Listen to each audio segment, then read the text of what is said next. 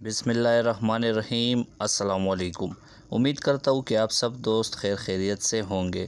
ناظرین، آج 20 مئی 2020 کو سعودی وزارت صحت نے کرونا وائرس کے حوالے سے یومیہ رپورٹ جاری کیا ہے، جس میں بتایا کہ پچھلے 24 گھنٹوں کے دوران 2691 نئے مریضوں کی تصدیق ہوئی، جن سے مریضوں کی مجموعی تعداد 62,545 ہو گئی ہے، جبکہ پچھلے 24 گھنٹوں کے دوران 10 افراد اس عالمی وبا سے جان کی بازی ہار چکے ہیں، جس سے مرنے والوں کی مجموعی تعداد 339 ہو چکی ہے۔